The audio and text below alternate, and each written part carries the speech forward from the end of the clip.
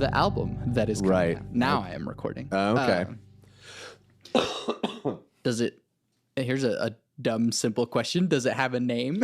I think I'm a little annoyed with myself because I came up, I had a name and then like I came up with another name that I thought I might like even better, and then I forgot what that name was, which is ridiculous because I mean usually I'm really good about writing those things down. Yeah.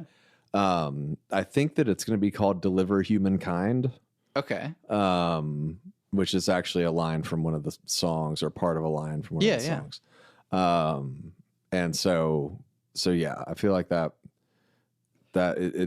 sort of sticks with the kind of the theme of the album, which I feel like is, still, there's still some real exploration of some nerdy territory on it, but the outlook isn't so rosy in a lot of ways.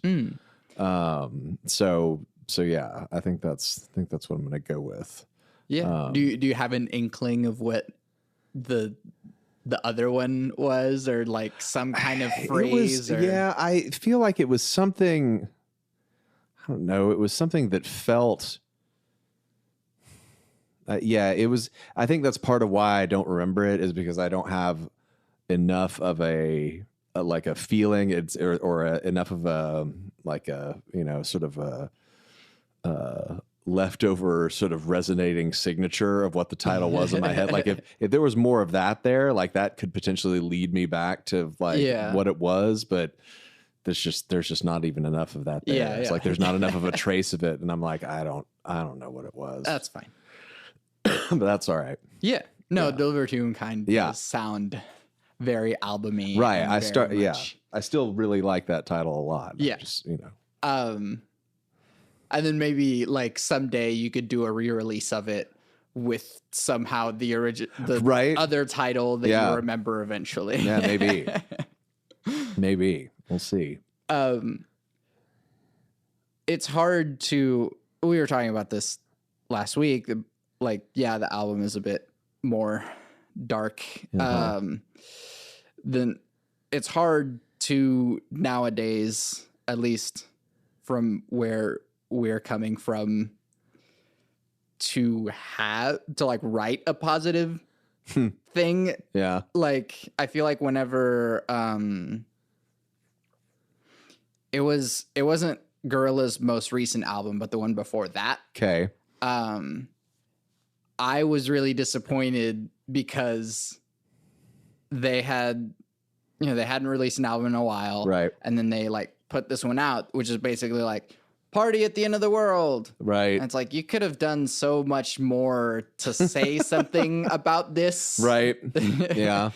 And then they did with the next one. Yeah. But first it was like, hey, everything's kind of sad, so let's just do some fun stuff. And it's like, we need to do something right now. Right. I understand the party feeling, but not everyone gets to party right now. Right. Yeah. I don't know if I can. I don't know. I certainly can't claim that I'm, offering a lot of solutions to things on this record. I don't think. I think that. I mean, there's one song that's sort of about the incel toxic fandom thing. Sure. And I mean, that definitely is a song that's sort of like a cautionary tale and sort of like don't be like this guy kind of thing. And then, I mean, and then there's, another song that proposes that the solution for all our problems is for the fictional band Wild Stallions to actually exist and save the world with their music like they do in the Bill and Ted movies, or allegedly they're supposed to. Yeah. But yeah, from there, I think there's sort of some sitting with it and sort of a little bit of sort of a little bit of a plea to the universe, kind of to all right, what now? What Yeah. what do we do? What do I do? What, you know, like, etc. But even like some of the like most influential music and some of my favorite music whenever I'm having a hard time is that music that isn't necessarily proposing a solution, but it's just like helping me wallow in it. Yeah, for sure. I mean, like, or you could even get as big as like Marvin Gaye's "What's Going On." Sure, like, no, absolutely. He is saying what's going on. Right. Yeah. He's not necessarily being like, so let's, you know, clean up the thing and like. Yeah. But, you know, part of there's a Moses Sumney song that called Coral, and it says, with you half the battle is convincing you we're at war. And yeah, maybe sometimes we need to like reestablish that, like, maybe we think we're at this point, or we're actually at this point. Right. Yeah. Yeah. It's possible. And I mean, it's funny. I mean, I talk about, like, I don't think the album is necessarily all doom and gloom. Like, I think there's one song that I think comes off as sort of like I mean, I say it's definitely, I guess it feels more like a positive song, just about getting together and like sharing our love of things that we love or whatever. But I think, so but it's interesting. It's just like, that was just the group of songs I ended up with, like, you know, and so this is different for everyone, but like, how many songs are written versus go into the thing? Because I feel like I've heard that some people have like hundreds of songs and they, like, narrow it down to like 12. I've also heard that like people are like, we're trying to get enough songs just to have on the album. And they put that out. Yeah, that was kind of, well, I should say, like, this group of songs they're not the only songs that I've written in the last couple years, but this group of songs that's on this record, like, these were the songs that go together, like, in terms of like the way I saw this record sounding. Like, this, you know, I have plans for like a couple other album projects in the near future, but like, this is the album that's sort of like, oh, Dr. Pants is back and he sounds pretty much like he used to, you know, like, and because I felt like there were people who, at least some people who want that record. Like, they want like a new Dr. Pants record that is, you know, feels like what they know to be a Dr. Pants record. And, you know, and there were some songs that already, you know, were starting to feel like that anyway. And so it was like, you know, there were a couple things. There were actually a couple things on it that were things that I started, I don't know, any number of years ago, like the ideas that I had sitting around that I was able to take back out and flesh out, that I always felt like had like a really great potential to be like a really good Dr. Pants song. But I just never had gotten to the point where I did anything with them. And so it ended up that we ended up with and it was, and, you know, in this day and age, like, you know, like, it's just thinking about streaming platforms, like what it has to be. I can't remember which is which. I think maybe it has to be 7 songs to be considered an album on Spotify and not an EP or single. And I think it maybe has to be 30 minutes to be an album on Apple Music and not a single or EP. Weird. On Apple Music, it's not as big a deal because like they show all of the albums like horizontally across the screen. Whereas like on Spotify, if it's not an album, like if it's a single EP, it gets buried at the bottom of your release thing. And so, you know, the two things at the top of the Dr. Pants Spotify page are the albums we put out in 2006 and 2000, because everything we did since then, the way they got released digitally was like an EP format. And so, so it's like I felt the need to like, no, I need to put something out that's going to be at the top of the Spotify page. Like, and so it's just about 30 minutes, or it's a little over 30 minutes, and it's 7 tracks. It's like 5 sort of longer, more substantial songs, and then 2 sort of shorter, sort of little vignette songs. And yeah, I think it'll be good. We are running a little bit further behind probably in terms of the schedule of getting it out than I would like. I don't know that it's going to be, at this point, it would kind of be miraculous if it came out in March, because the finishing tracking has not happened as fast as we thought it would. Like, there's probably maybe 4 or 5 hours of tracking left, if that. But like, it's amazing how challenging it is to find the time to do that when you've got people with disparate schedules and things like this. So, and I mean, I had these grand designs of the initial like 3-day block of tracking sessions that I had set up. Like, I had this illusion in my mind that like, oh, we'll get all the tracking done in that 3 days. We will, but that's not the way things go, because, sometimes technology doesn't cooperate. Yeah, or some cool idea happens in the middle of it. Right. And you're Yeah. like, oh, we need to pursue this. Right.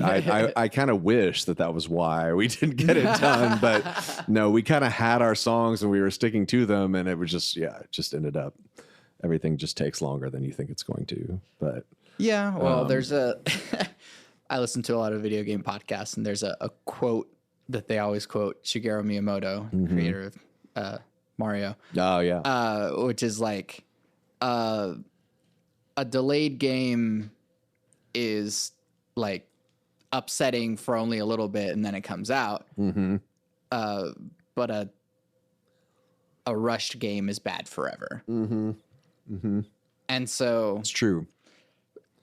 It's okay if it like takes a little longer than anticipated, because it's an album, right? And it like it's gonna gonna sit there at the top of your Spotify for a while. So like might as well polish it up a little bit more.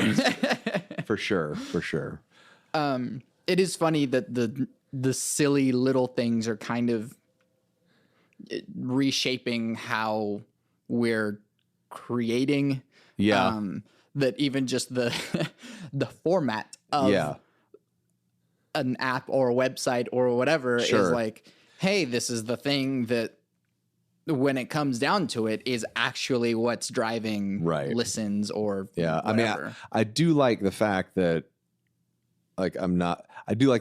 no one's probably going to come to me and complain that like, oh, iTunes is charging $10 for this, but it's only 30 minutes long. Like, that's probably less likely to happen now. Then it feels like it's like, just there's not a lot of constraint. There's less constraint on, what constitutes an album or whatever. Like, I mean, I remember, I remember in the 90s, because that's how old I am. Like, I remember people would, it was the age of the CD where like people I would hear people complain, like, it's like, I don't know, that album, I bought it, I kind of feel like it wasn't worth the money because it was only like 40 minutes long. Like, and it's like, well, that's a lot of music. That's how long albums were for decades. Like, and, or there was this, that's a whole set list. Right. There was this person, this girl, this person I worked with in record stores at the time. She complained about the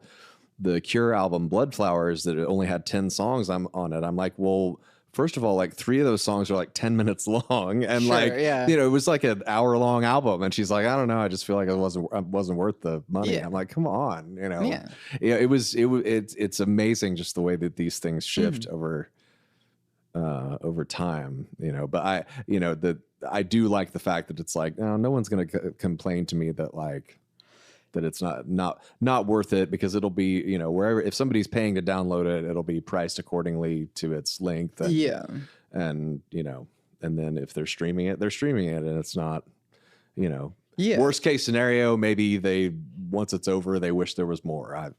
Yeah. Well, the problem is different because before it was just like, look, I'm not going to have much other music as it is. Right. I only have CDs Right. and what's playing on the radio, and I don't want to listen to that. Right. So it's like the 5 CDs I have in my car are just the things I'm going to listen to nonstop for the next year. Right. Yeah. And then now it's just like I have more music at my disposal than I have ancestors. Yes. So, and their lifetimes. Yeah. So, and me being of the age I am, I still cannot, like, as a listener, I can still not fully commit to that reality. Like because I have, because I still have a fairly large physical music collection and I have an even probably slightly larger digital music collection, like in iTunes, like it's actual MP3 files or whatever. Like, yeah, me too. I can't, I just sort of can't commit to the reality that like, oh, I can just ignore all of that and listen to everything in this app. Like it just feels, maybe one day I will, but I kind of doubt it. Like I've even considered like, okay, I could reassemble my entire collection in Spotify, because you can add things to your whatever. But even then I'm like, it just doesn't feel right. I don't know. Like, but I mean, I don't know. I think probably people appreciate shorter albums now just because they're like, I have other things to listen to. Right. So like, give me 30 minutes. Great. Yeah. Well, and there's, I have like students and other people all the time like, hey, have you heard this? Have you heard this? And I'm like, no. And they'd be like, oh. I'm like, dude, too much music too little time. Yeah, like, I mean, I've been having that problem since, before the digital age and like, and every year, like, every year it gets weirder. Like in my songwriting classes, I'll go around at the beginning of the year and, everybody tell us, a song that you're really into right now. And like every year there are fewer and fewer things like that people mention around the circle that I've heard of even like, and like there are things that I listen to that are current, but it's just there's just so much that is current, and even then people who are half my age are better at keeping up with all that, I guess. But like even though there is a good bit of stuff that I listen to that's current, it's just there's still so much more that like goes totally beyond my radar. The sphere is larger though because. Or I guess wider. Yeah. Like there's like the giants, obviously. Sure. And it's like if Taylor Swift puts out an album, like you're going to hear it in some way or another, or at least hear that know that it happened. Yeah. But like I don't know. There's lots of really cool stuff happening all the time. Yeah.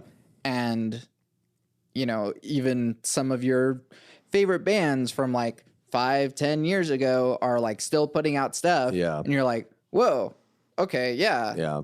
Like I'm like 2-3 albums behind on this band. Yes. Like, yeah. I mean, you mentioned Gorillaz. Like I have copies of their 2 or 3 most recent ones. Like I can't remember how many albums it's been since Plastic Beach, but Plastic Beach was like the last one that I really have had a chance to spend any time with. And they've put out at least 2, maybe 3 since then. And it's like, oh my gosh, what am I going to do? Yeah.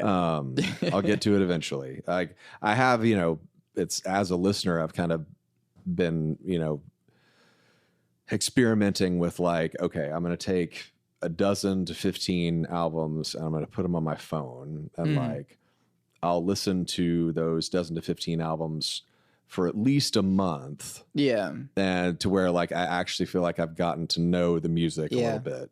And then, provided that I won't feel like I'm all the way there with all of them, but like I'll swap some out and this kind of thing. And that's been I think that's gone pretty well. Like I feel like I've gotten to know some records better rather than just like constantly jumping around between record after record after record that like I listen to once and then I don't go back to it for God knows how long. Yeah. Like, and that's because that, you know, that was starting to happen. It's like, oh, I did listen to, you know, such and such as, you know, album that came out last year, but I only listened to it once. Yeah. And then, and so even that, you know, even that's a symptom of the current age too, I think. Right. Yeah. But I mean, people don't get to know albums anymore. No, like, sure. It's, yeah.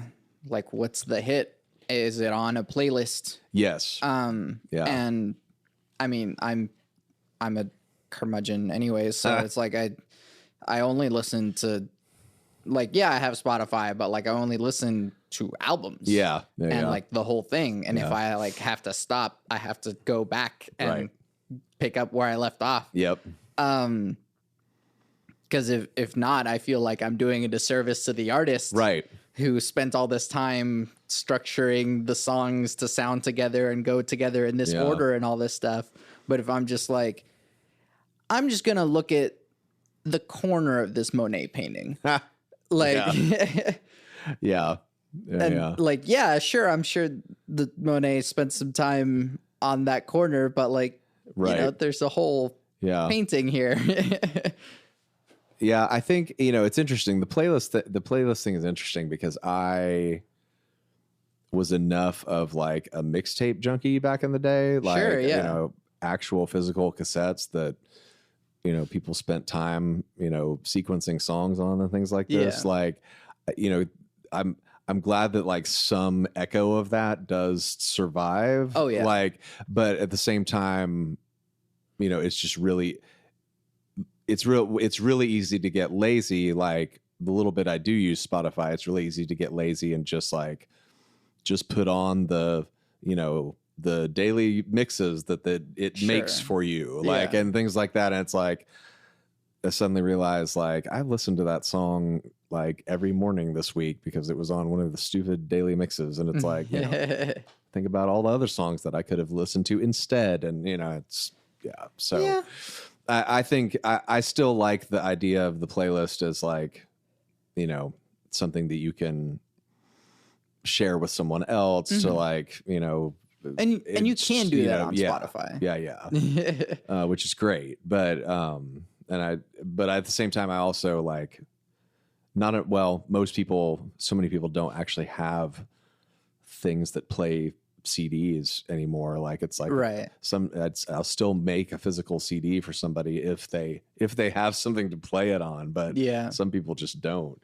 And Jared Lekites and I, like we've actually made cassettes for each other. Within like the last however many years. Like he was like, here's an actual mixtape. I was like, well, I haven't gotten one on cassette in you know, a decade or 2 decades or something like that. Would you have to dust off to listen to it? Right. Yeah. Well, and I actually ended up getting a used cassette deck at somewhere, I think maybe at Bad Granny's. Like, I don't know. It was probably close to, no, it wasn't as many as 10 years ago. No, it was probably like 6 or 7 years ago now, but like, a child ago or something. Yeah, but I got it partially because, like, you know, now there's all the boutique cassette labels that, you know, on Bandcamp, and especially for like, and I don't know, maybe not as much for you, but for me as sort of like the type of composer I am, like I like searching out, you know, weird composery things. And I really love like some of these boutique cassette labels that like they're at this weird intersection of like sort of the idea of, you know, quote unquote art music and the idea of pop music, because they are putting out all this, you know, fairly esoteric electronic music or whatever else. But they're doing it, you know, on this like weirdly sort of outdated format and with these like hyper stylized album covers, you know, and things like this. And it's really, I don't know, it scratches some itch in me that just like, I don't know. Right. Well, it's more than the music. Yeah. It's the experience that like you have to hunt it down. Like, I made the music, but you have to work for it. Right. Yes. Yeah.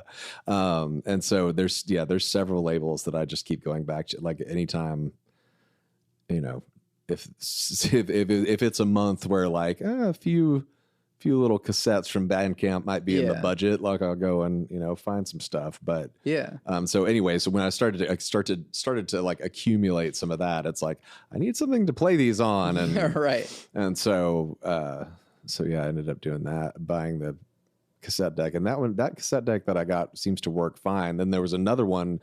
I got another one from Guest Room a few years later, and it doesn't work. Something's wrong with it, and I probably should have taken it back and said, guys, it doesn't work. But like, because they apparently, I guess they test most of the quote used equipment they sell, but I think some things slip through the cracks and don't really work properly. But it's like if you plug it in, the light comes on. It's like, all right, yeah, sure. Right, yeah. It's like, but did you put a tape in it and press the play button? No, apparently not.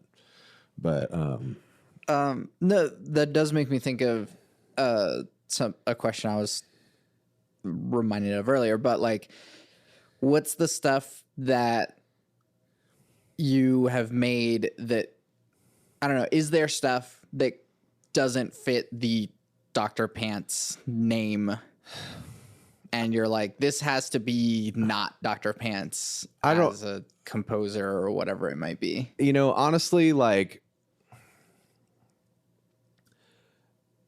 you know, it's funny because I first decided that I wanted to,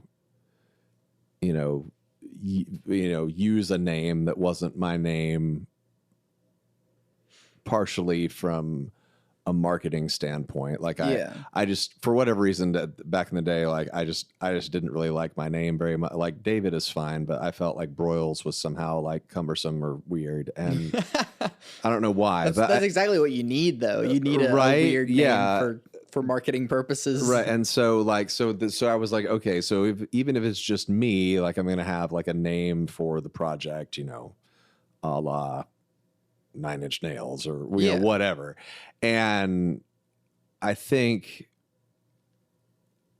now, like, first of all, like I feel like maybe, especially relative to sort of how Dr. Pants started out, like regardless of the fact that like,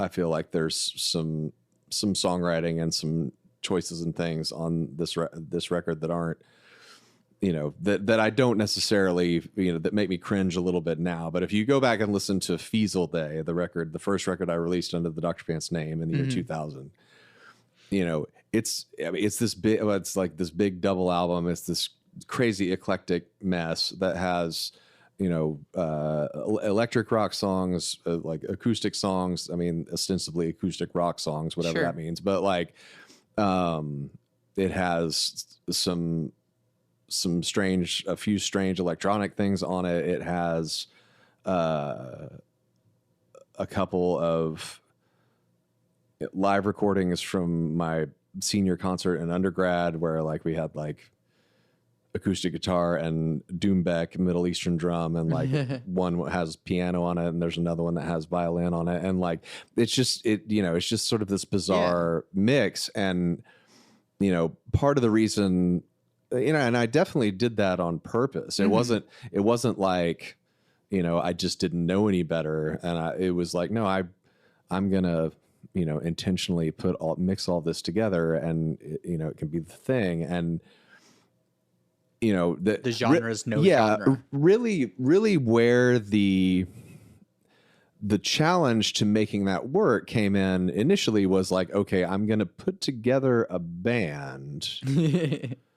But then when I put together a band, we're only really going to be able to reproduce sort of the electric rock song stuff on stage. And so it was like from there, after I put together the band, somehow like I just sort of decided, well, and I will say, like, the next album, Gardening and Tornado, which didn't even come out until 2006. Like I remember sitting with someone at one point and,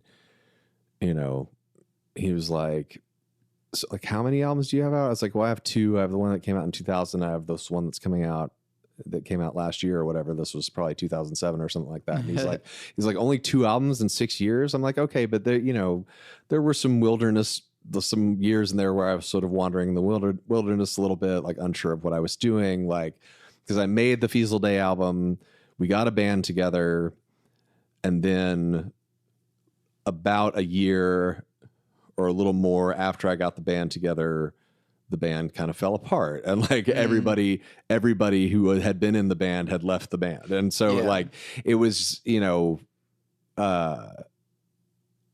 so there were a couple of years in there where I was like, I wasn't sure what to do next. And I, the whole time, ostensibly, I was writing songs. Like that was a situation when I ended up making that record in 2000, starting it in 2004, and then took until 2006 to finish it. Like I had a ton of songs that I had written in those 4 years or whatever.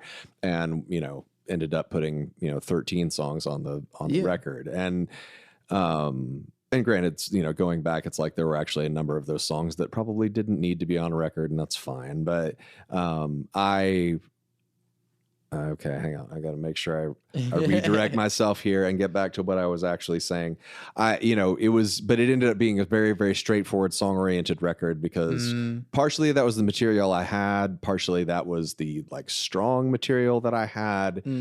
And I think at that time I was also very influenced, like right when Feasel Day came out was when I met Casey, who's my wife. And because she is so, and always has been so like,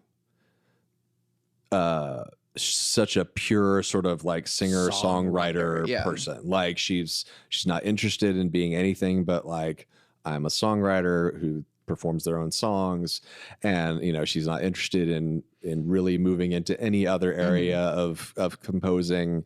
And like I think I was just like heavily influenced by her presence and by the way that she pursued her art. And so like I skewed that way really hard for a little while, but then I was able to sort of branch out a little bit after that. But like up through like 2013, like Dr. Pants as a project, like was just very, very purely like, these are songs that are recorded and performed with a rock band. And even though some of them got a little bit more interesting and adventurous sort of in form and things like that, like it was still like, this is a rock band project. And I don't know, it's not that I necessarily regret that. Like there's not a lot necessarily that I regret about, the music that I've chosen to release under the name Dr. Pants.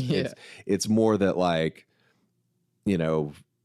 part of me kind of is back in the place where it's like, well, but it didn't start out that way. And I still sort of feel like, the idea of Dr. Pants or of my musical output is broader than maybe I've allowed it to be at certain points. And so I don't know, it's going to be interesting to see. There's definitely a more acoustically flavored songwritery project in me that I'm probably going to do later this year, but that's probably still going to be under Dr. Pants. There's an electronic record that I think I'm tempted to not put it out as Dr. Pants, but just solely because like I want to pitch it to some of the boutique cassette labels I was talking about.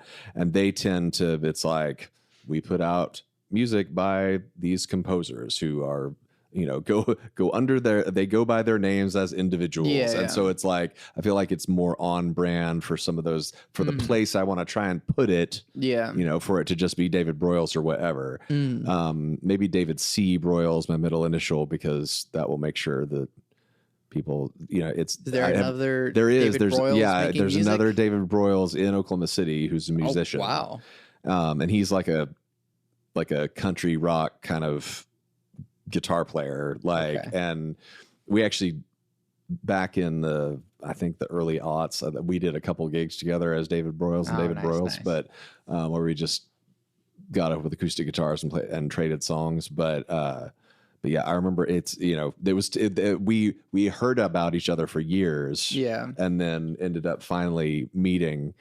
It's like I'd go to, anyway. Yeah.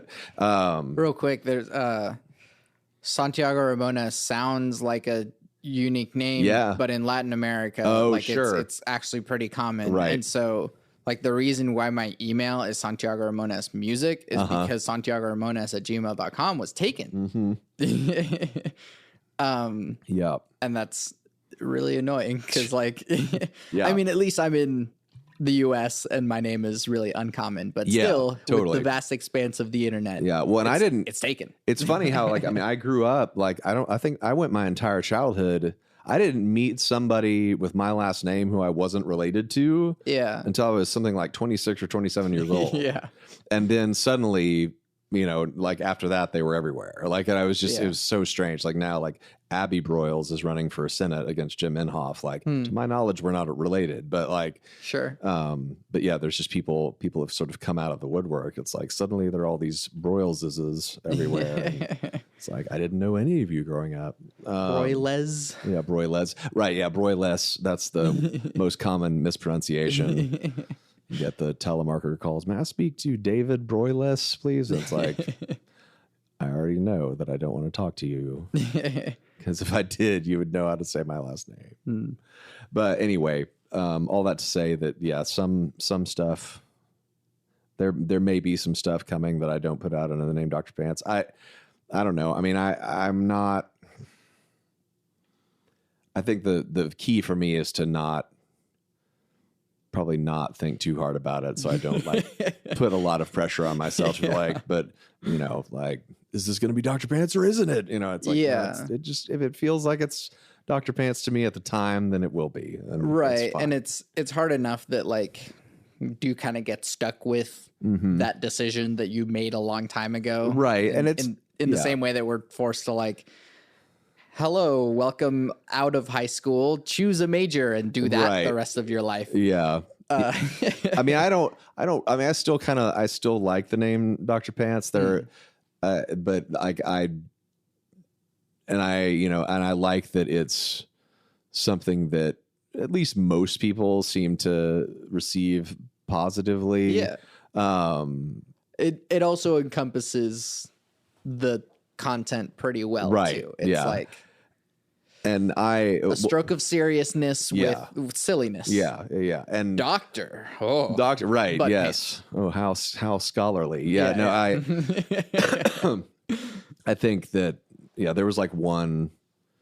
Well, it's funny. There was actually a music reviewer in the UK back when that Guarding a Tornado album came out in 2006. Like he led his review with like, Dr. Pants is one of the worst band names I've ever heard, but and then he went on to like say some pretty nice things about the record. But what I didn't realize at the time, or I didn't remember, was that in the UK when they say pants, they mean underpants. Oh, okay. And if they want to say pant, like our word, like our pants, they say trousers. And so like, it didn't occur to me that over there it's like, oh, it's Dr. Underwear over there. Like, so I can kind of popular children's book series, right? Yeah, or Captain Underpants. Yeah. So it's like he went out of the military, got a doctorate. Yeah, but Dr. Trousers doesn't sound as good. No, it doesn't. It doesn't. So, but I'm I've not like I've ever tried to go tour over there or anything like that. Sure. So, but no, I mean, I had made the decision to just keep using my name, kind of for in a weird way, the reasons why you took the name, is because I want to be able to do whatever I want. Yeah. And so if I do have singer songwriter stuff over here and composer stuff over here, I don't want to like fragment the market in a way by putting it all in different places. Instead, let's just, this is me. And if you like what I make, I also make this thing, and I also make this thing, and Sure. it's all me. Yeah.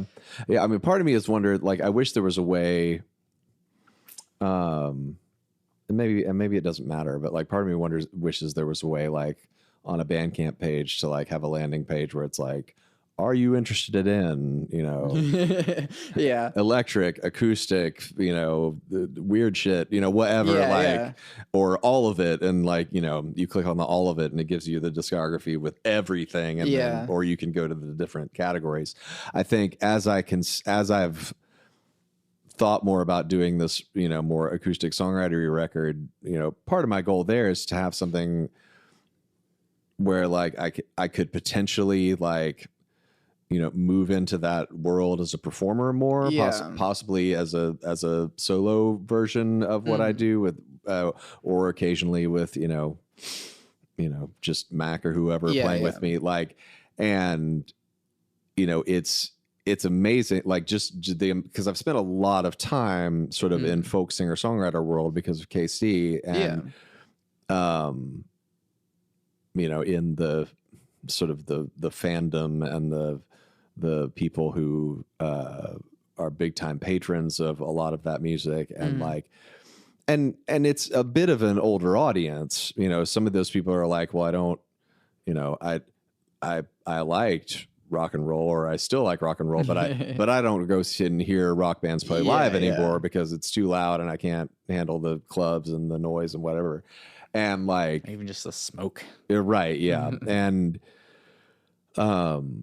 but it's amazing how cranky sometimes that they get about like, it's like if you start to try and talk about, hip hop or rap around some of those people, they're just like, well, it still just doesn't feel like music to me. And I'm like, come on, like, aren't you like musicologically savvy enough to understand that like, rhythm is still rhythm, no matter whether like you put, pitch to it or not, and but they won a Pulitzer, so right, yeah, exactly, yeah, and I think that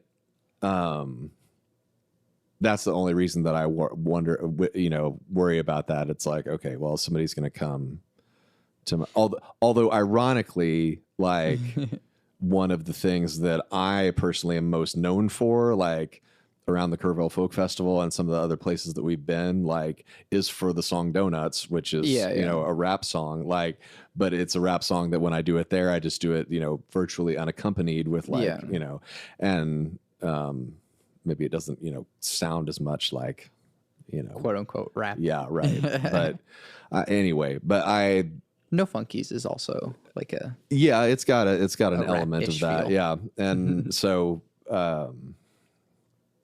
but yeah, so I sometimes, worry about like, well, somebody's going to hear me in that context and then go onto the internet to find more music. And then they're going to be like, what's all this rock and roll business? Or, or even what more is so all this rap business? Yeah. Right. Yeah. And so, but at the same time, like there's this part of me that's always going to be like, oh, like I shouldn't have to think about all that so much, Yeah. And I think, and the older I get, the, some level, the less time I want to spend worrying about it. Well, no, I think pretty much every musician is in agreement that like genre's bullshit. Right. But at the same time, we still have to operate within the parameters of the market. And so it's like, well, how do you separate like a clothing store from a food store? Right. And it's like, true. But we are selling products, but like, right. When and what if the clothes are food? I don't know. Right. Like, when it feels less like, this music over here is clothing, this music over here is food. And to me, it feels more like this music over here is, the produce section, and this music over here is the, dairy section or whatever. Like it's still all the same thing. It just has different attributes and tastes different and whatever. Like I feel, and that but and even that metaphor is hard because it's like there's actual like physical things that separate them that you can actually be like fruit's a fruit and it comes from a tree, and the Right. dairy is not coming from a tree. No, it comes from an animal or whatever. Yeah. Unless you have almond milk. But Right. Yeah. yeah, whereas genre is just like, we make sounds because of the past. Right. That's why our sound is this. Mm-hmm. So, I mean, it's hard because, I mean, Igor won a Grammy for Best Hip Hop Album. Oh, yeah, Tyler, yeah, the Creator, yeah. which wasn't a hip hop album. Right. At least not. Yeah. Certainly not in the strictest sense at all. Yeah. And so yeah. it's like even the, you know, the names of like the Grammys, right. the people who decide these things are even like, I don't know. Yeah. Right. Yeah. That's true. What even is this thing anymore? Yeah. And there's also like all the racial nonsense that goes on absolutely. with like why R&B is R&B and not just pop for black people. Yeah, it's true. Well, and you know, the idea that like that term R&B, like that, you know, that originally stood for rhythm and blues, which was actually like once upon a time, decades ago, was an accurate descriptor of what was happening. It was typically music that, you know, used blues changes harmonically, but had a faster, more, you know, groove oriented pace to it than just blues, which was slower. And like, and then, you know, at some point somebody decided like R&B is just going to be the blanket term for all this music that is sung by African Americans. You know, and it's like, well, you know. Well, I think they used to be more overtly racist and were just like, this is racial music. That's over here. true too. And yeah. then they were like, all right, let's pretend to be less racist and call it R&B. Right. Yeah. No, absolutely. Like, at least it still has the R in it, so we can call it racial music. Right. Yeah. But side note, I guess, but not really. Just going back to the album. Yeah, whatever. Your wife also recently put out an album. Yes. How does that affect has her music affected your music in that way? Like in the way of like what she was working on was affecting what I was working on. Kinda like, well, actually going back to the title, at one point I was like, maybe I should just call it Dr. Pants, but then I realized, oh wait, Casey just put out a self-titled album, so I can't really do that. But you know, I don't know. I think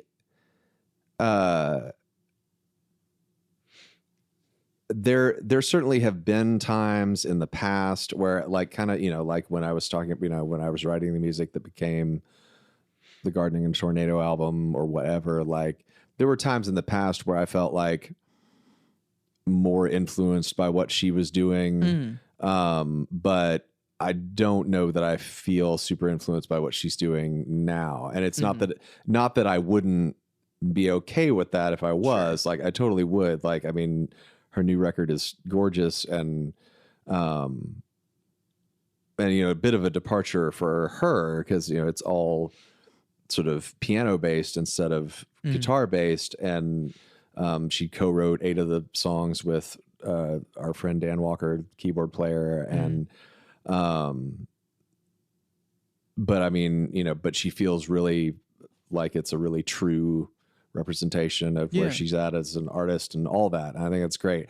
For whatever reason, you know, right now I'm very much on my own path. Like I think, so I certainly don't feel like, I don't think that this record feels like it was influenced much at all by what she's been doing. I think possibly it's arguable that some of the stuff that, you know, may end up on the acoustic record later in the year, like it's, you know, you could argue there's an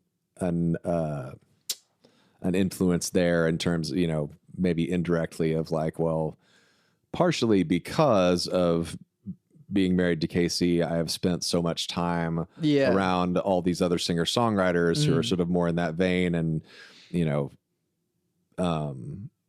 that is sort of you know, I've managed to soak a lot of that up.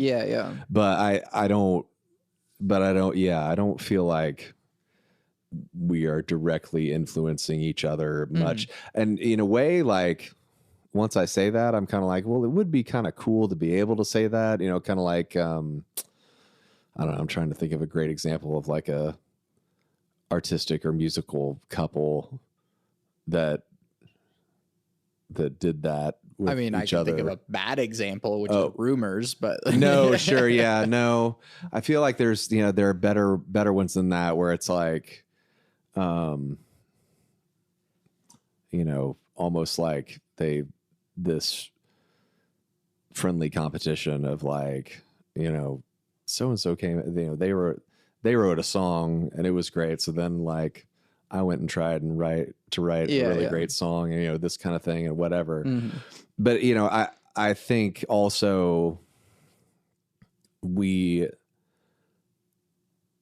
I think because, and it's interesting. I think because like there are a lot of ways that what we do, feels so different, or if it feels our styles feel so disparate that it's kind of like, well, we're not, it's not crossing over a whole lot. We would feel surprised probably if like the other one ended up, did something that ended up sounding a lot more like the other person or something like that. I guess I don't know. She like comes to you one day and is like, I wrote this song about donuts. Right? Yeah. Like, here's my new song about some sort of croissants. Right. Or here's my new song about a computer virus that takes over the world, or something like that. It's like that is not. That is not in your wheelhouse, babe. What are you doing? Yeah. Like, and it's not that she of course will tell you that she writes mostly about, feelings or whatever and kindness and things like this. And it's not that I wouldn't write about those things, but it would come, it comes out differently. It comes out through a different filter and sort of, and so, I don't, on the one hand, like there is a little bit like, well, and it's funny is now that I start to talk about that, like there is a little bit, I can tell some of the things she's doing right now that revolve around, kindness and compassion and stuff like that. Like, the idea that like, and I think it's exciting to see her doing it because she's making such a tangible, but it's not really tangible, but it feels almost like a palpable impact on people, like that. It does sort of make me want to like, it does make me want to use what I do as a vehicle for like promoting some of those ideas as much as I can, even though it's probably going to come out differently, and they're Lord knows it'll probably end up like, oh, here's this instrumental electronic piece that to me is totally about kindness and compassion, but like nobody else can tell that it's about that. But, I mean, who knows? But sure, yeah. Yeah. And then I guess sort of by extension, then like you teach songwriting classes here as well, and you're absorbing a wider array of like other people's writing for sure. Like, and even, not only other people's writing, but then like the tastes of the students and things like that. And like, even just yesterday, like I'm co-teaching a band class with Mitch Bell this semester because two of my sections for this semester didn't make. And so I was like, oh, I'm down to 10 hours. That's not even remotely a full load. And so, I was already making up an hour or two by like doing some tutoring for some of the theory classes and stuff like that. But then Mitch was like, okay, well, why don't we do this? You can co-teach my band with me. Yeah. And, yesterday we decided we were going to go in and sort of ask the people in the band about, like for their second performance, we just did a performance of the first performance of the semester. So it's like time to go in and like, okay, we're going to build up a new set of material. And so, we started asking them like, okay, what songs are you really connecting with lately? Like emotionally, musically, whatever.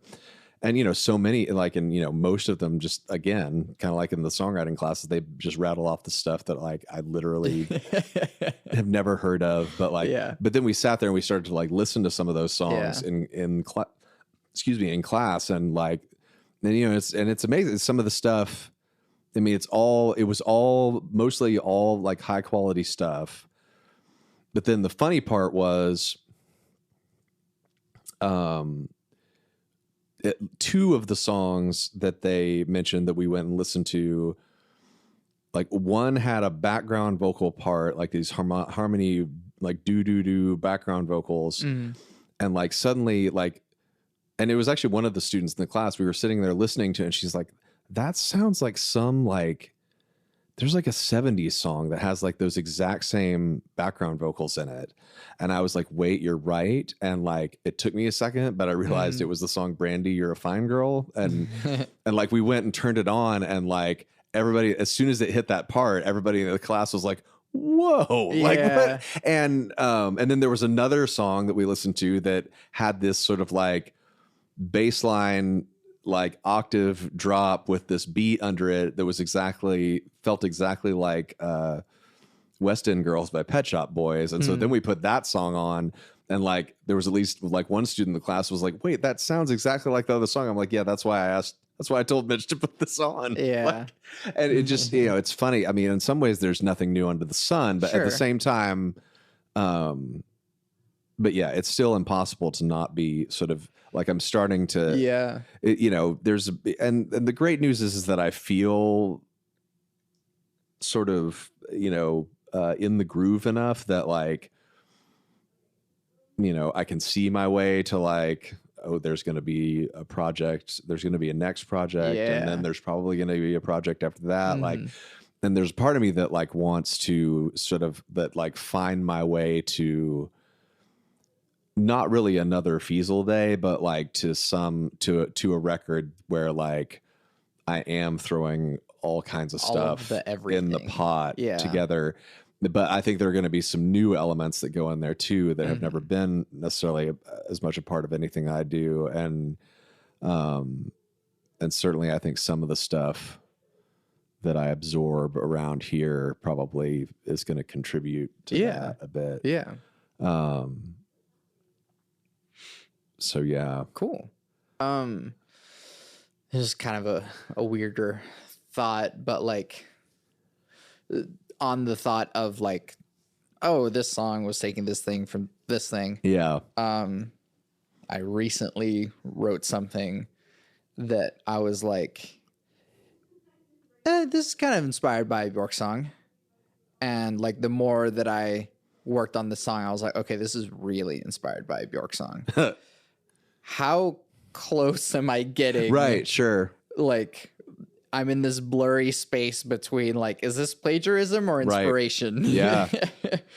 Yeah. And I don't know when that's getting weirder every year, because you're starting to get lawsuits for songs that like have the same sort of vibe and, things like that, sort of production styles, like other songs instead of Perry one with the Dark Horse, and it was just like a descending minor scale, right? It's like, and it's like, come on, like they, it's one thing to sue over, a melody, but like, and some of the, that some of those are just like, it's not any sort of situation where I think the musician suing even thinks that it's likely that like that it was real. Like the one that still cracks me up all these years later is when Joe Satriani sued Coldplay over the song from the Brian Eno produced Coldplay album, the one I can't remember which one it was, no, and a couple of Coldplay albums ago. Right, yeah, several ago. And because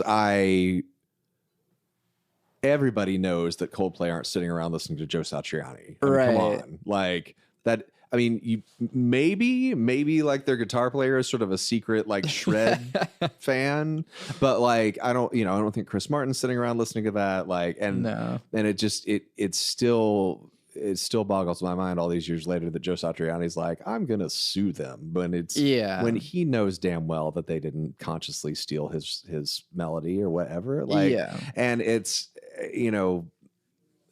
so, but anyway, all that to say, like, it's actually interesting. I just finished a song that it's a more acoustically flavored song, and it's probably it's probably the most deliberately like folky songwriter song that I've written in a long, long time. But like, I realized as I was starting it that it definitely had some melodic things and some feel things in common with a song that a friend of ours wrote. And I had to, I decided like, okay, I got to be careful. Like, and you know, and cause I know, but it's not like I haven't heard other songs by other songwriters that also sort of inhabit that same, those same arenas in terms of tempo and like, you know, harmonic movement and stuff like that. It's just a matter of like, just make it different enough so it's not like, you totally ripped off her song. You know, and it's a funny thing because it's like you find yourself in that position. And it's like, all right, now I have to write my way. Right, I have to write my way out of this problem. Just to like not be plagiarizing now. And you know, and there are still moments where it's like, you know, I remember one time we were in the car driving somewhere and I had a song on by Camper Van Beethoven which is they're one of my favorite sort of 80s alternative bands.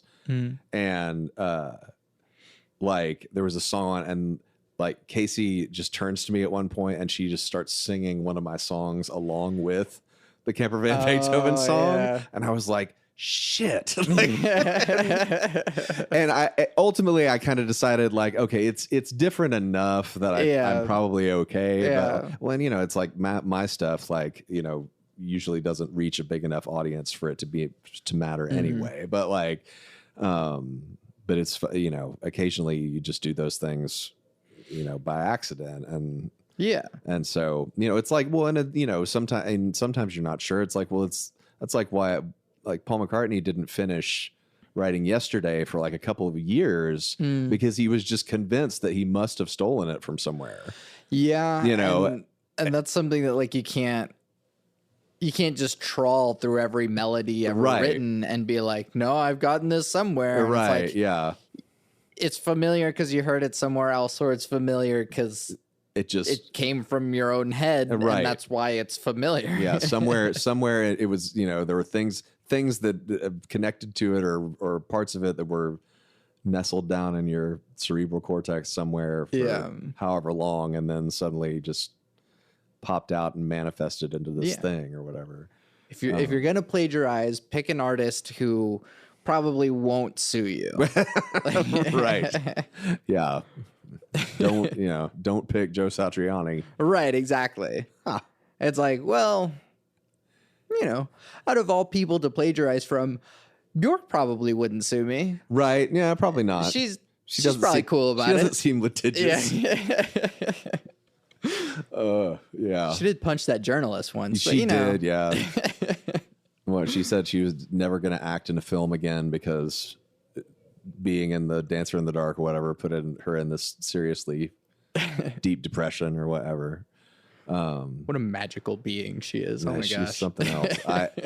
She's one of those people like I've never done like the deep dive into her catalog, but like, you know, there's just like still, you know, the however many records I've heard, it's just like, oh yeah, you know, she's the real deal. I did that recently, like 6 or so months ago. Yeah. And I just kept diving in and now I'm just like, man, what a shame that I like wasn't here like as it was coming out, because like I would have been really excited for this in the same way that I was excited for lots of other bands that I like. And it's like now it's like, yeah, she's getting older and kind of slowing down on what she's making, and it's like it's fine because you have a really good career behind you. So totally. But it's like, dang, I wish I could have been in on that. It was, I mean, I remember, because I think her debut solo album came out when I was in high school, and then Post came out when I was in college, and then Homogenic came out shortly after I got out of college. Yeah. And so, I've seen the whole thing, and the Sugar Cubes were still making records when I was in high school. Like their last record came out when I was in high school. But it's just always been a fascinating character. And I'm doing that with Bowie now. Oh, okay. And like that's another one that, which interestingly enough, is probably an unpopular opinion, but like he just got better over time. Yeah, I think for certainly for you know, I think most people would argue that like there was a dip in like that started in the mid to late 80s that took him a while to recover from. But once he got to, you know, the early to mid 90s and, you know, got like He's Outside and Earthling and stuff like that. Stuff yeah, like so at that point, like, you know, I don't think there's anyone who would argue that he wasn't, you know, sort of like back at a high level of quality. Yeah. And I thought, you know, basically, I mean, his last 4 studio records, which there was a big gap between the first 2 and the last 2, but like from Heathen to like through Black Star, like I think all 4 of those records are just incredible. Then I remember after Reality came out and just, you know, like another year would pass and I'd be like, okay, I guess that was it. Like, and then finally, like the next day comes out, I'm like, oh wait, you know, here's another. And then I, you know, and the pleasant surprise of going and listening to that record and being like, kind of like he just picked up right where he left off. Like, you know, that it's amazing how much that record has in common with like those 2 records that were, you know, before it or whatever. Yeah. But there are still probably a handful of Bowie records that I've never heard all the way through, but like there are enough. But then, but pretty much all the other ones that I have heard all the way through, like I love and cherish and like amazing records. And I mean, there's some garbage in there, but right? Yeah, especially if you go all the way back. Right? Yeah, that was. Yeah, I don't think I've ever listened to the Space Oddity record all the way through. Space Oddity is actually really good. Yeah, but like there's a thing before that. Yeah, like with the laughing gnome and all that. Yeah, that was just the Dr. Demento show, he used to play the laughing gnome and on the air. That was how I heard it. And he's like, and at that point, like no one had even managed to like get a hold of those master tapes and like reissue that. Like it was totally unavailable at the time. Back when I heard it for the first time. But you know, I mean, after that, it just, you know, things just keep, you know, Hunky Dory's great, Man Who Sold the World's great, and of course Ziggy Stardust is awesome. Yeah. Yeah, and I'm a big Berlin Trilogy guy. Like that was kind of like when I ended up sort of feeling like I was all in on Bowie. It was when I discovered those records like Low, Heroes, and Lodger. Well, like, and I remember like a friend of mine introduced me to those records my freshman year of college, and I was like, yeah, that's cool. I'm into it. Like, but I still wasn't really like super into it. Mm-hmm. But then like I like made copies like on cassette of his copies of those records just because I was like, you know, this is something I might want to go back and revisit. And and then those just kind of sat around like until I guess like 3 years later, like my senior year, for some reason, I'm like, you know, I never really spent any time with those Bowie records, and like I ended up putting on my little dubbed cassette of Low and like freaking all the way out and being like, this is like the record I've waited for my entire life. Like, and I don't think I'm the only person that has experienced that effect from that record. Like I feel like there are people who like they hear that record for the first time and they're like, what is this? Which is funny because it's not like that record, for whatever reason, like if you really just like, if you listen to the first few tracks on that album and you listen to what's going on, it's like, it's not really like, there's guitar, there's bass, there's drums, there's, you know, some kind of weird, you know, synthy sounding stuff, but like it's something about the way it's recorded and it's put all together. Like it just, I don't know, it just hits me just right, or you know, and it certainly did. Is there anything lately that hits you like that? And it doesn't have to be new, just new to you. No, sure.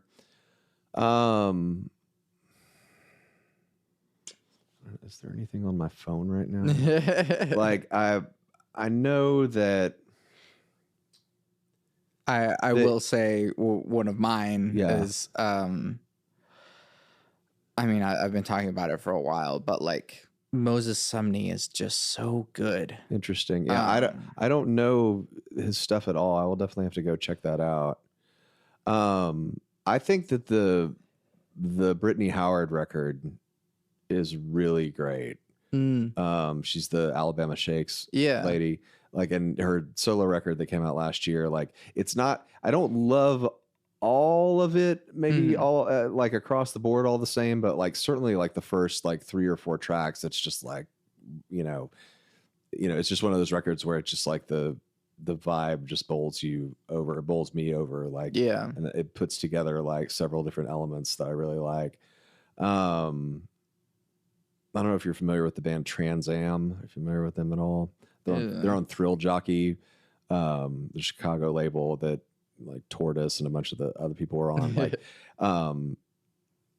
I was really into them in like the late 90s and early aughts, and then like they put out one record that I was sort of vaguely disappointed in, and I kind of abandoned them, and then like ended up going back and like picking up like with the the next record that they put out after I sort of bailed on them. It's this album called Sex Change, actually, from 2007. And like when I sat down and listened to that album for the first time, I even sent out a tweet that said something like, it's ironic that like I abandoned Trans Am right before they made Sex Change, because it was the record that I had been waiting for them to make. Like, it was just like all the stuff that they did so well, doing it all together, like on the same album, like, and they're a mostly instrumental band, which like, I'm not a snob about it or anything, but like there's a part of me that's like, if a rock band can make a really great record that's all instrumental, like there's something to be said for that. Like, we're so, the genre as a whole can be so lyrically dependent that like, and so, that one, I've been enjoying that one too. It's funny though, cause like when I think about like, how I felt when I sort of, really discovered like Low by David Bowie or something like that. Like, I wish I could say that like, as you get older, like those moments don't start to become fewer, but like on some level they kind of do. Like, and I think I've been very, at least as much as I can manage, like I'm very diligent about continuing to go out and seek out music and, try and find stuff that I'm excited about. Really try and spend time with a record sometimes if I feel like, there's a great experience in here somewhere. I'm just not there yet. Like, and, there are a lot of people my age who, they're not obsessive enough, and they just, they just listen to the same, 20 records that they liked when they were 20, and so,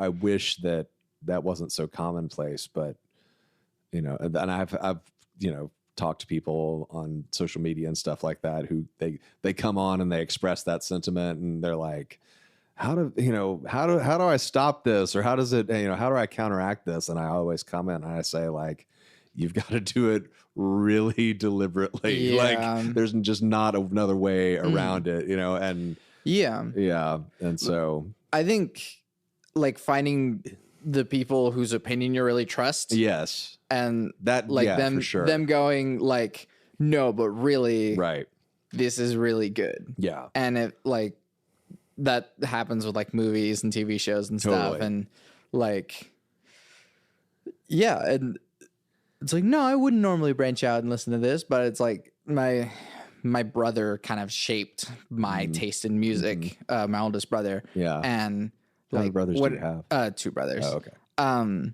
And whenever he's like, no, you really got to listen to this. And then it's like, he keeps going on about it. I'm like, okay, yeah. Like you haven't wronged me on that front yet. So like,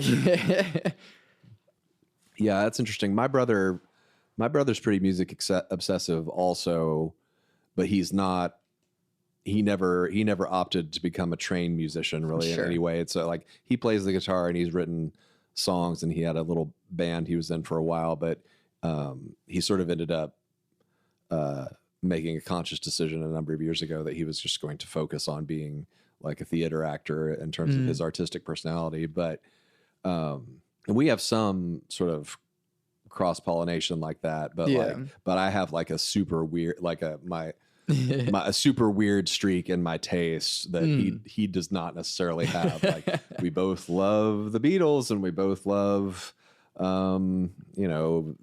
random things. Like there was a British group called The Laws that put out one album, and like there's stuff like that we certainly have in common. But like I can't remember.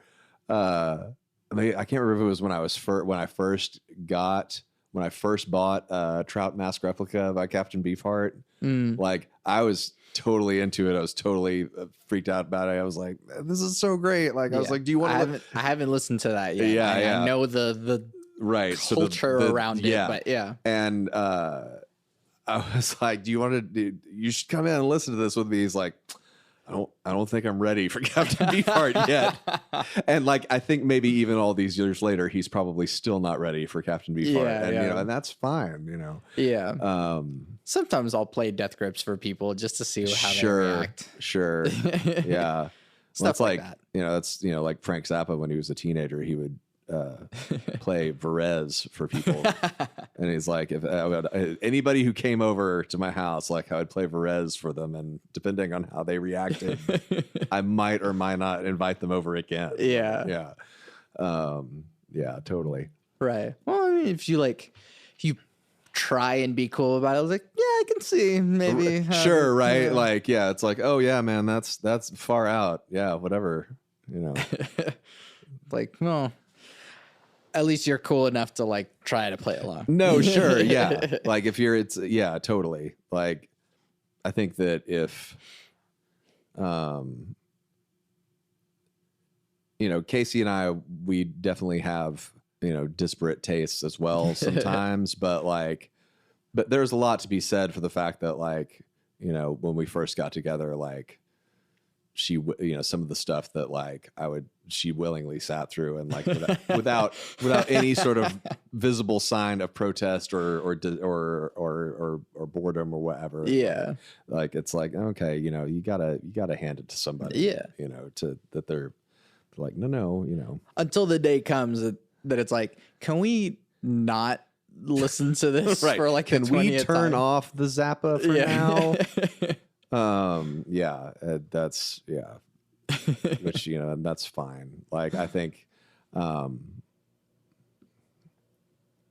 then but I mean but I'm all like there's just gonna be and I think I also had to sort of make peace with the idea at some point that like I am willing to go further out sort of than a lot of people are willing to go. And like I've and I intentionally am collecting all the like really late period John Coltrane records where like, things were getting really, really strange. Like, and most like I was told multiple times in undergrad by at least one, possibly two or three teachers that I had like big ears and whatever, like, 'cause I was able to sort of, take in all that stuff that most people would just be like, see, but now he's just making noise. I'm like, no, you don't understand, and so, but he's doing the entire circle of fifths in one progression. That's right. Yeah. Well, and even, and then even beyond that, where, he started to get skronky and all that kind of stuff. But, which is pretty great. Yeah. Yeah. Well, I don't know how to get out of that. So thank you for doing this with me. Oh, sure. Yeah. Hopefully we won't have to wait too long for my record to actually come out. But as of yet, what's it called? Yeah, it's called Deliver Humankind is that's the plan. And that's what it's going to be called. And yeah, hopefully absolutely no later than June. That's my goal. Like it was going to be March. The only reason it would be as long as June is because there just is a lot happening in April and May already that, might prevent me from really focusing on like, hey, my record's coming out. I probably should try and draw some attention to that, Yeah. And so you heard it here, folks. Stay tuned for September. No. But God help me. It's gonna be June at the latest. And so, but yeah, I mean, and I'm just excited to be like, we are far enough along on it that like, no, by golly, it will get done and it will come out. Like, because that's, it's the closest I've been to that in, 7 years. So, or 6.5 years. So yeah, sweet. But yeah. And other than the album, of course, where can we find you and your stuff? Yeah, I mean, drpants.com, doctrpants.com. I actually redid my website towards the end of 2019, so it's a little bit fresher and cleaner. And that if you go there and you click on like music or store or whatever, it takes you to Bandcamp, which is where, if you actually want to buy things, that's the place online to do it. And then I'm on all the streaming services, all the social medias. And let's see, officially the next Oklahoma City show that's on the books, I have an acoustic show at Full Circle Books on April 25th. Sweet. So that's the next time there's a live event. There's a Stillwater show actually at the beginning of that week on like the 20th. I think yes. Yeah, it is the 20th because the Full Circle Saturday the 25th, and the Stillwater show is Mondays at Modella, so Monday I believe would be the 20th in that case. Yeah. So yeah. Sweet. Yeah. Thank you for doing this. No, absolutely. Thank you for having me back. And yeah, so I'm Santiago Ramones. And I'm David Broyles, Dr. Pants. You can find everything that I do on my website, santiagoramones.com. I make music. There's singer-songwriter stuff. There's composer stuff. There's electronic stuff. And yeah, all of the music stuff you will find on santiagoramones.com/music. Or if you want to listen to other episodes of the podcast, /podcast. There you go. Or if you want to specifically listen to like my master's recital, that's /machinations. So nice. That's so well organized. Yeah, I try my best to make things as easy as possible for everyone. And there's also Power Cycle stuff, which we had an album come out in. I'm like already in March brain mode, but this podcast is out in March. Right. So we had an album come out last month called Too Many Damn Cables. We're also, since the improvisatory nature of the thing, we have more content slated for the rest of the year. And so it's like hope for an EP or something in the second quarter. Yes. And then definitely a full album in like October or something. Excellent. So stay tuned for that. But if not, there's all of the stuff streaming in all the places, or you can find us on YouTube where you can find weird kaleidoscope stuff with the album playing in the background. So all the Santiago and Dr. Pants stuff just that you could imagine is coming your way. Yes. This is the year for it because we like numbers with zeros at the end. Even though base 10 system is arbitrary. Right. I always end the podcast with my 3 things. They shape my life philosophy. Those 3 things are: love never fails. It's going to be okay. I might be wrong.